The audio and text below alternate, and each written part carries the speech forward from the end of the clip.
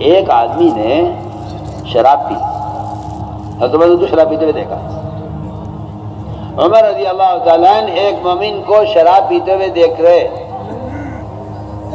کہا تم شراب پی رہے ہو؟ اس نے کہا عمر میں اس اللہ کی قسم کھا کر کہتا ہوں جس کے سوا کوئی عبادت کے لائق نہیں ہے، میں شراب نہیں پی رہا۔ تو فرماتے ہیں کہ روایت میں ہے حضرت عمر نے فرمایا کہ میں نے یقین کر لیا تیری بات کا، میری آنکھ نے غلط دیکھا ہے، اگر مومن یہ کہہ رہا ہے کہ میں نے شراب نہیں پی تو میں یقین سے کہتا ہوں کہ اس نے شراب نہیں پی۔ آپ سوچئے مومن کے بارے میں گمان ٹھیک کرنے کی حد دیکھیے آپ، کہ مومن کے بارے میں اپنا گمان اچھا رکھو۔ حضرت عمر نے اس کو شراب پیتے ہوئے دیکھ لیا، اس نے قسم کھا کر کہا کہ میں شراب نہیں پی رہا ہوں۔ حضرت عمر رضی اللہ تعالیٰ عنہ نے مومن کے ساتھ گمان ٹھیک کرنے میں اس کی بات کو فوراً قبول کر لیا، فرمایا کہ میں مانتا ہوں کہ میری آنکھ نے غلط دیکھا ہے۔ سوچئے، میں آپ کو مثال پیش کر رہا ہوں، اس طرح مومن کا گمان مومن کے بارے میں ٹھیک کیا گیا ہے کہ مومن اپنے مومن بھائی کی بات کا یقین کر لے اور اس کے بارے میں اپنا گمان ٹھیک کر لے۔ میں کیوں؟ اس لیے کہ بدگمانی پیدا ہوتی ہے شیاطین کے وساوس سے، شیطان دلوں میں وسوسہ پیدا کرتا ہے۔ جی ہاں، بیٹے کے دل میں باپ کی طرف سے، باپ کے دل میں بیٹے کی طرف سے، میاں کے دل میں بیوی کی طرف سے، بیوی کے دل میں میاں کی طرف سے، یہ وسوسہ شیطان پیدا کرتا ہے، وساوس شیطان پیدا کرتے ہیں۔ فرمایا کہ جب تمہارے دل میں کسی مومن کے بارے میں بدگمانی پیدا ہو تو سمجھ لینا کہ یہ شیطان کا وسوسہ ہے، مومن ایسا نہیں ہو سکتا، مومن ایسا نہیں ہو سکتا۔ میں مومن کے بارے میں گمان اچھا رکھو، کہ آپ کہیں کہ نہیں میری آنکھ نے غلط دیکھا ہے، یہاں تو سنی ہوئی خبر پر مومن سے بدگمان ہو جاتا ہے، سنی ہوئی خبر ہم نے ایسے سنا ہے، اور وہاں اللہ اکبر۔ معاذ بن مالک اسلمی رضی اللہ تعالی عنہ 4 مرتبہ اللہ کے نبی سے کہہ رہے ہیں یا رسول اللہ میں نے زنا کر لیا ہے، میں نے زنا کر لیا، میں نے زنا کر لیا، اور آپ یہ کہہ رہے ہیں نہیں نہیں تم غلط کہہ رہے، تم نے زنا نہیں کیا، مومن زنا نہیں کر سکتا، جاؤ تم نے زنا نہیں کیا، تم نے زنا نہیں کیا۔ وہ کہہ رہے جی میں نے زنا کیا، آپ کہہ رہے جاؤ تم نے زنا نہیں کیا۔ مومن کے بارے میں جو آدمی اپنے گناہ کا اعتراف کر رہا، آپ صلی اللہ علیہ وسلم اس کے گناہ کا انکار کر رہے، وہ اقرار کر رہا، آپ انکار کر رہے۔ اس زمانے میں مسلمان سے اتنا بدگمان ہے، اگر گناہ کرنے والا انکار کرے گا تو آپ اس کے انکار مانیں گے نہیں، آپ کوشش کریں گے اس کا گناہ ثابت ہو جائے کسی طرح۔ وہاں یہ ماحول تھا مومن کے ساتھ اچھے گمان کرنے کی وجہ سے، وہاں ماحول یہ تھا کہ اگر کوئی شخص گناہ میں پکڑا جائے اور وہ انکار کرے کہ جی میں نے یہ کام نہیں کیا، آپ کہیں گے نہیں نہیں تم جھوٹ بول رہے ہو، تم نے یہ کام کیا ہے۔ مومن کے بارے میں گمان ٹھیک کرو، کیونکہ بدگمانی کی وجہ سے جو ماحول گندا ہوتا ہے، پہلے بدگمانی ہوگی، اس کے بعد عیب تلاش کیا جائے گا، پھر غیبتیں ہوں گی، اس سے نفرتیں پیدا ہوں گی۔ تو فرمایا کہ مومن کے بارے میں گمان اچھا رکھو۔ ایک صحابی تھے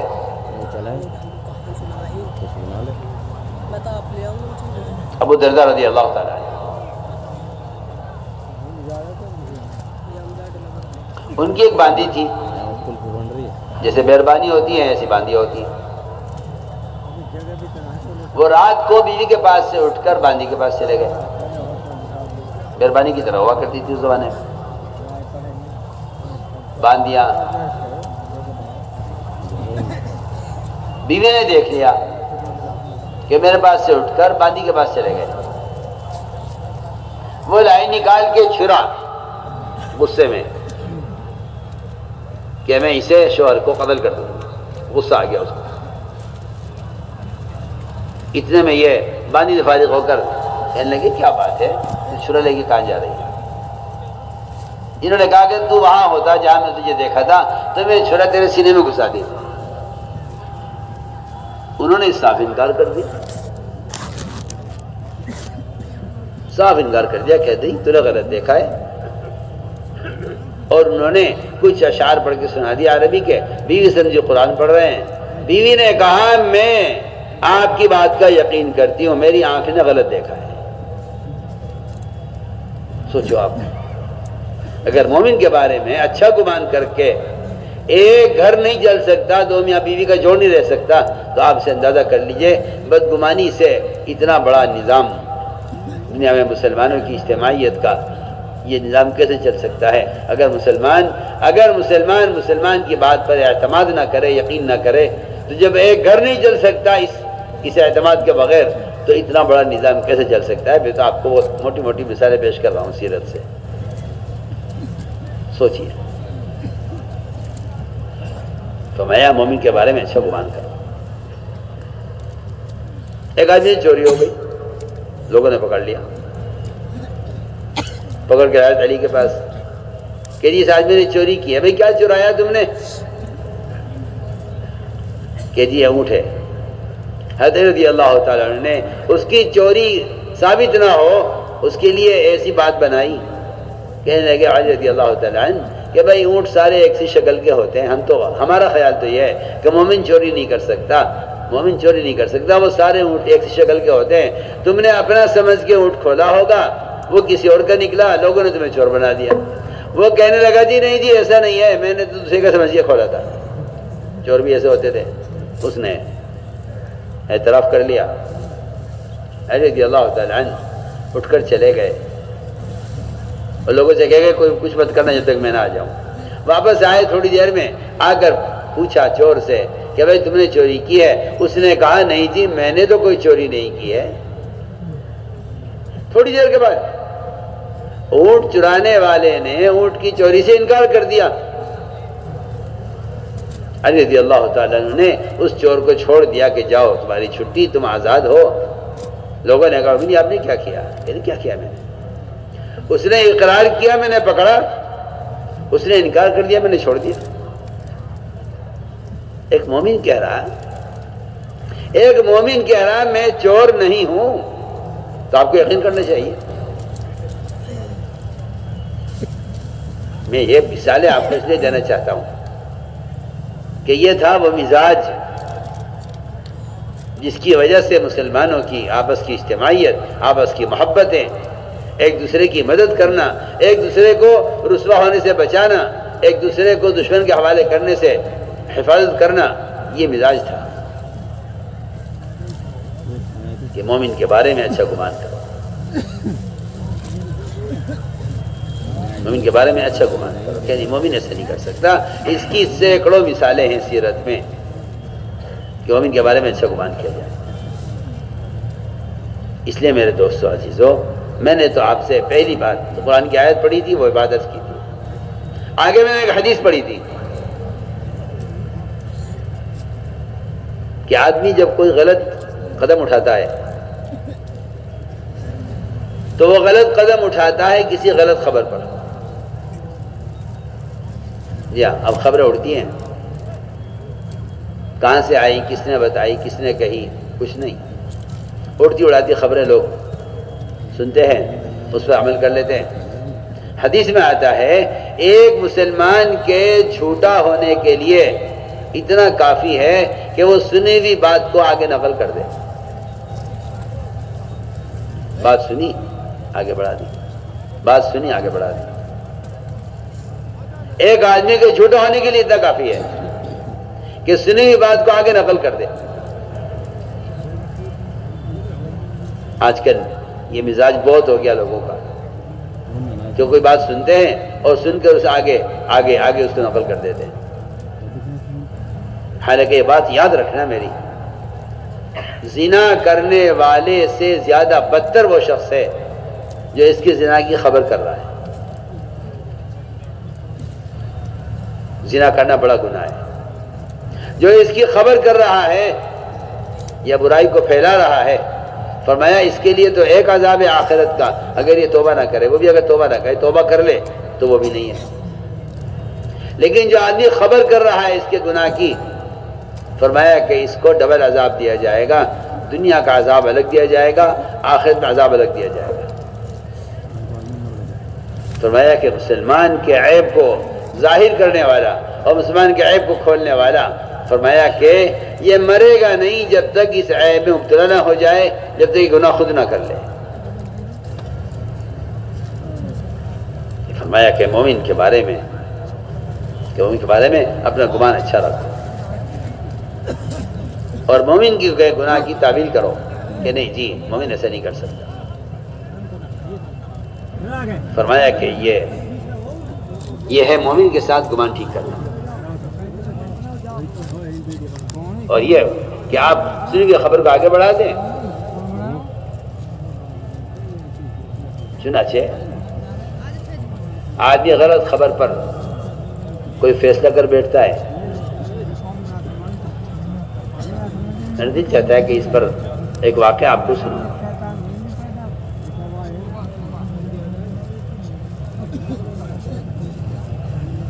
اللہ تعالیٰ نے فرمایا ہے کہ اے ایمان والو، جب کوئی تمہارے پاس کوئی خبر لے کر آئے،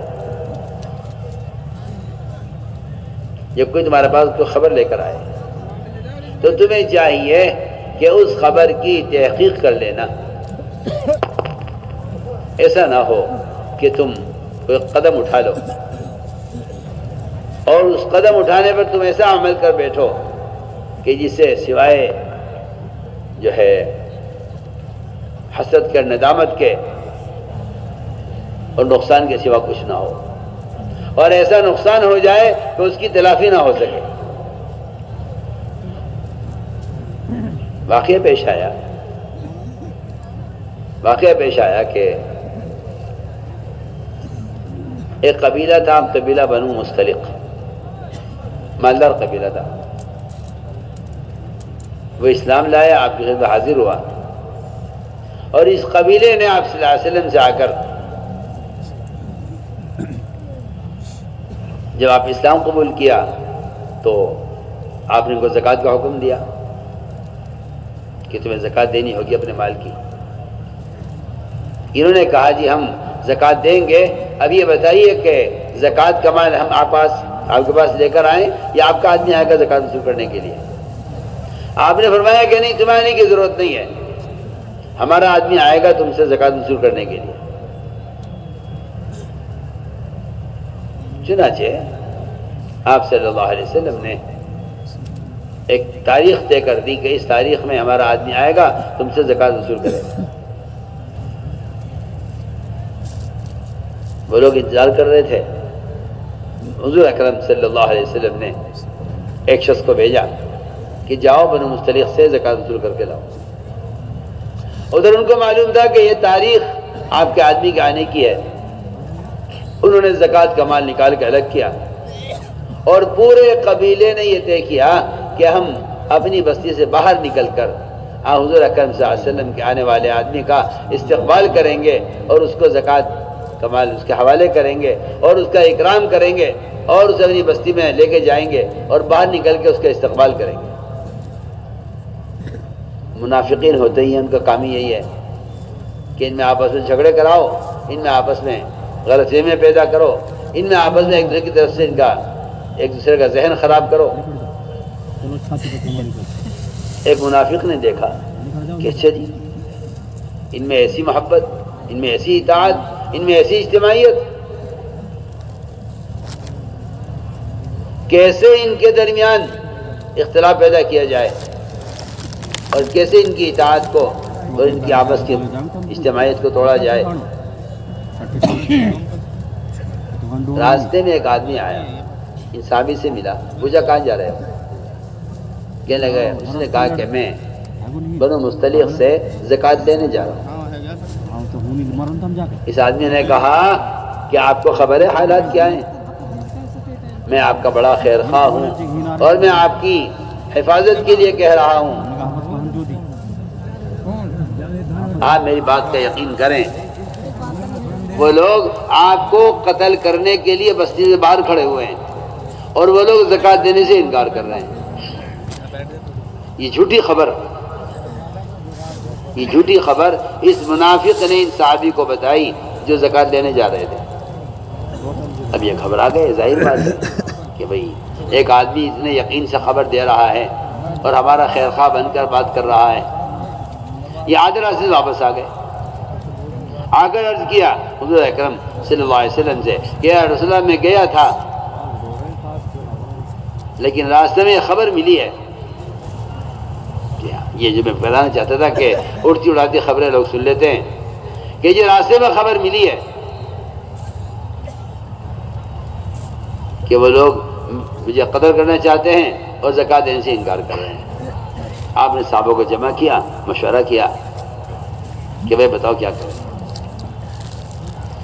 مشورے میں یہ طے ہوا کہ رات کو ایک فوجی دستہ بھیجا جائے اس قبیلے پر اور پورے قبیلے کو قتل کر دیا جائے۔ سوچیے آپ، پورے قبیلے کو قتل کر دیا جائے۔ اس پر مشورہ ہو گیا، فیصلہ ہو گیا۔ آپ صلی اللہ علیہ وسلم نے ایک فوجی دستہ روانہ کیا۔ ادھر وہ انتظار کر رہے کہ اب تک آپ صلی اللہ علیہ وسلم کی طرف سے آدمی کیوں نہیں آیا، کیا بات ہو گئی۔ انہوں نے کہا اصل بات میں اس لیے نہیں آیا آدمی زکوٰۃ دینے کے لیے کہ شاید اللہ نے آپ صلی اللہ علیہ وسلم کو ہماری زکوٰۃ کے مال کو قبول کرنے سے روک دیا ہے۔ کیوں؟ بہت ممکن ہے کہ ہمارے زکوٰۃ میں، ہمارے مال میں کچھ حصہ حرام کا داخل ہو گیا ہو۔ سوچیے آپ، زکوٰۃ دینے کے لیے آدمی نہیں آیا، انہیں اس بات کا خطرہ ہو گیا کہ شاید ہمارے مال میں کچھ مال حرام کا شامل ہو گیا ہے، اس لیے اللہ نے اپنے نبی کو روک دیا کہ ان کی زکوٰۃ مت لینا، ان کا مال حلال نہیں ہے۔ وہ انتظار کرتے کرتے پریشان ہو گئے، تو وہاں سے وہ چلے کہ چلو اللہ کے نبی کی خدمت جاتے ہیں کہ جی آپ تو وعدہ خلافی نہیں کرتے، آپ کا آدمی آج کیوں نہیں آیا؟ وہ ادھر سے پوچھنے کے لیے چلے، ادھر سے یہ چلے ان کو مارنے کے لیے۔ راستے میں ملاقات ہوئی، انہوں نے پوچھا آپ کون لوگ ہیں؟ کہ جی ہم تو بنو مستلق ہیں۔ آپ کون لوگ ہیں؟ کہ جی ہم تو آپ کو مارنے کے لیے آ رہے ہیں۔ کہ بھائی کیوں مار رہے، کیا بات ہو گئی؟ انہوں نے کہا کیا آپ نے یہ کہا ہے کہ ہم زکوٰۃ نہیں دیں گے؟ کہ ہم تو انتظار کر رہے تھے زکوٰۃ دینے کے لیے آپ کا آدمی آئے۔ تو میں نے عرض کیا کہ اس خبر پر یہ مشورہ ہو گیا اور یہ فیصلہ ہو گیا کہ اچانک حملہ کیا جائے اور ان کو سب کو قتل کر دیا جائے۔ اس پر اللہ نے آیت نازل فرمائی، اے ایمان والو، اگر تمہارے پاس کوئی فاسق کوئی جھوٹی خبر لے کر آئے تو تم اس پر عمل مت کر لینا، اس بات کی تحقیق کر لینا۔ ایسا نہ ہو کہ تم سے کوئی ایسی غلطی ہو جائے کہ بے سوائے حسد ندامت کے کچھ نہ ہو۔ میں نے تو آپ کو مختصر مثال پیش کی ہے کہ اللہ کے ساتھ گمان ٹھیک کرنا ہے، اللہ کے بندوں کے ساتھ گمان ٹھیک کرنا ہے۔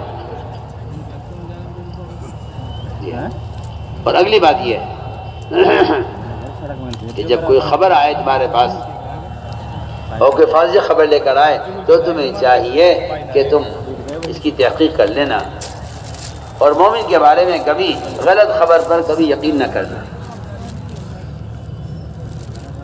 یہ ساری بات میں نے یہ سمجھانے کے لیے عرض کی ہے کہ دنیا میں جتنا فساد ہے، باپ بیٹے میں، میاں بیوی میں، بھائی بھائی میں، پڑوسی پڑوسی میں، یہ سارا فساد سب سے پہلے اس بدگمانی کا ہے۔ اس لیے فرمایا کہ اللہ تعالیٰ کی جو غیبی مددیں ہیں اور جو غیبی نصرتیں ہیں، وہ غیبی مددیں نصرتیں وہ اصل میں آپس کی اجتماعیت کے ساتھ ہیں، اور جہاں بدگمانیاں ہوتی ہیں وہاں اجتماعیت نہیں ہوتی، جہاں بدگمانیاں ہوتی ہیں وہاں اجتماعیت نہیں ہوتی۔ اس لیے فرمایا کہ اللہ تعالیٰ کی غیبی مدد وہ ایک تو اس کے ساتھ ہے کہ بندہ اللہ کے ساتھ گمان ٹھیک کرے. دوسری بات یہ ہے کہ اللہ تعالیٰ کی غیبی مدد اور غیبی نصرتیں وہ مسلمانوں کی آپس کی اجتماعیت کے ساتھ ہیں. اس لیے کہ جس رعب سے اللہ نے مدد کی ہے آپ صلی اللہ علیہ وسلم اور آپ کے صحابہ کی، اللہ تعالیٰ نے وہ رعب قیامت تک کے لیے 3 چیزوں میں رکھ دیا ہے. 3 چیزوں میں اللہ نے وہ رعب رکھ دیا ہے جس رعب سے اللہ نے محمد صلی اللہ علیہ وسلم کی مدد کی ہے. سب سے پہلی بات عرض کر رہا ہوں، اللہ تعالیٰ کی غیبی مددیں اور وہ رعب جس اللہ نے اپنے نبی کی مدد کی ہے، وہ رعب رکھا گیا ہے سب سے پہلے دعوت الی اللہ کی فریضے میں. بہت ضروری بات ہے. اللہ نے جس رعب سے محمد صلی اللہ علیہ وسلم کی مدد کی ہے وہ رعب اللہ تعالیٰ نے رکھ دیا ہے اس دعوت کے فریضے میں. اور یہ صاف قرآن نے کہہ دیا ہے کہ اگر تم اس دعوت کے فریضے میں نبی کے مددگار ہو تو اللہ تعالیٰ تمہاری مدد کریں گے. ان تنصر اللہ ینصرکم، کہ اگر تم اللہ کے دین کے مددگار ہو تو اللہ تعالیٰ تمہاری مدد کریں گے. 3 اسباب نصرت ہیں. 3 اسباب نصرت ہیں. ایک دعوت، دوسرے آپس میں مسلمانوں کی اجتماعیت، اور تیسری بات مسلمانوں کا اتباع سنت پر جمع ہونا. اللہ تعالیٰ نے جس رعب سے مدد کی ہے محمد صلی اللہ علیہ وسلم کی، وہ رعب قیامت تک کے لیے اتباع سنت میں، آپس کی اجتماعیت میں اور اس دعوت کے فریضے میں رکھا گیا ہے. مجھے پہلی بات عرض کرنی ہے کہ اللہ تعالیٰ نے اس امت کی جو مدد کی ہے غیبی مدد، وہ غیبی مدد کی ہے اللہ تعالیٰ نے اس دعوت کے دین کی نصرت پر. دعوت الی اللہ اس فریضے کی وجہ سے، اس دعوت کے فریضے کی وجہ سے اللہ تعالیٰ رعب کے ذریعے مدد فرماتے ہیں. میرا دل چاہتا ہے کہ وہ واقعات غور کر کیے جائیں کہ جس سے معلوم ہو کہ سب سے زیادہ اللہ کی غیبی مددیں اس دعوت الی اللہ کے فریضے پر نازل ہوئی. ہوا یہ حضور اکرم صلی اللہ علیہ وسلم نے اپنے ہر امتی کو داعی بنایا تھا. کیوں؟ اس لیے کہ دعوت سے بڑھ کر اللہ کی غیبی مدد کا اور دعوت سے بڑھ کر اپنے دین پر جمنے کا کوئی اور ذریعہ نہیں ہے. کیوں؟ اللہ نے دونوں باتیں فرمائی ہیں قرآن میں، ان تنصروا اللہ ینصرکم ویثبت اقدامکم. ایک تو اللہ تمہاری مدد کریں گے اور دوسری بات یہ ہے کہ اللہ تعالیٰ تمہارے قدموں کو دین پر جمع دیں گے. اس لیے حضور اکرم صلی اللہ علیہ وسلم نے اپنے صحابہ کو، اپنے ہر صحابی کو، آپ صلی اللہ علیہ وسلم نے اپنے ہر صحابی کو دین کا داعی بنایا تھا. اس لیے آپ نے جماعتیں بھیجی ملکوں میں، اور آپ نے جماعتیں بھیجی بادشاہوں کی طرف، ایسے بادشاہ جن کے نام سے لوگ کعبہ کرتے تھے. آپ صلی اللہ علیہ وسلم نے ان کے طرف جماعتیں بھیجی ان کو دعوت دینے کے لیے.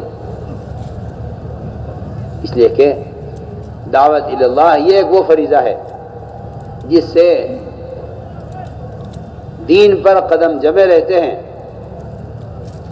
دین پر قدم جمے رہتے ہیں، اور کوئی طاقت ان کو دین سے ہٹا نہیں سکتی. وہ غیبی طاقت اللہ تعالیٰ کی قیامت تک کے لیے اس دعوت کے فریضے کے ساتھ ہے. چنانچہ حضور اکرم صلی اللہ علیہ وسلم نے ایک جماعت روانہ کی کسرا کی طرف جماعت روانہ کی. ان میں ایک صحابی تھے عبداللہ بن حذافہ رضی اللہ تعالیٰ عنہ. بادشاہ کو پتہ چلا کہ ہمارے روم میں جماعت کام کر رہی ہے اور ان میں ایک آدمی ہے جن کا نام عبداللہ بن حذافہ ہے. بادشاہ نے ان کو نصرانی ہونے کی دعوت دی. اس زمانے میں مسلمان اتنی آسانی سے دین بدل لیتا ہے اور اتنی آسانی سے دین چھوڑ دیتا ہے. اس کی بنیادی وجہ یہ ہے کہ یہ اپنے دین کی دعوت پر نہیں ہے، اس لیے یہ دوسروں کے دین کو قبول کر لیتا ہے. کیونکہ سب سے بڑی دفاعی طاقت اگر مومن کے پاس ہے تو وہ دعوت اللہ، اس سے بڑی کوئی دفاعی طاقت نہیں ہے. سب سے بڑی دفاعی طاقت دعوت اللہ ہے، اس سے بڑی کوئی دفاعی طاقت نہیں ہے. سوچیے آپ، روم کا بادشاہ عبداللہ بن حذافہ رضی اللہ تعالیٰ عنہ کو نصرانی ہونے کی دعوت دے رہا ہے کہ آپ نصرانی ہو جائیے. حضرت نے فرمایا کہ نہیں، میں اپنا دین نہیں چھوڑوں گا. اس نے کہا آپ نصرانی ہو جائیے، میں آپ کو آدھا ملک دے دیتا ہوں. آدھا ملک آپ کا، آدھی فوج آپ کی، آدھی زمین آپ کی ملک کی. فرمایا کہ نہیں، تیری پوری بادشاہت مل جائے، عرب کی ساری بادشاہتیں مل جائیں، لیکن میں پلک سے پکڑے گیا بقدر بھی محمد صلی اللہ علیہ وسلم کے دین کو نہیں چھوڑ سکتا. یہ ہے ایک رعب اور یہ ہے وہ استقامت جو اپنے دین کی دعوت سے ہی حاصل ہو سکتی ہے، خدا کی قسم، ورنہ اس کے علاوہ کوئی راستہ نہیں. سچی بات ہے، کیونکہ قرآن نے صاف کہہ دیا ہے کہ تمہارے قدم دین پر جمیں گے نہیں جب تک تم دین کے مددگار نہ بنو. اگر جب دیندار ہے تو دیندار ہونا دین پر جمنے کے لیے کافی نہیں ہے. کسی مسلمان کا دیندار ہونا دین پر جمنے کے لیے کافی نہیں ہے جب تک وہ دین کا مددگار نہ ہو.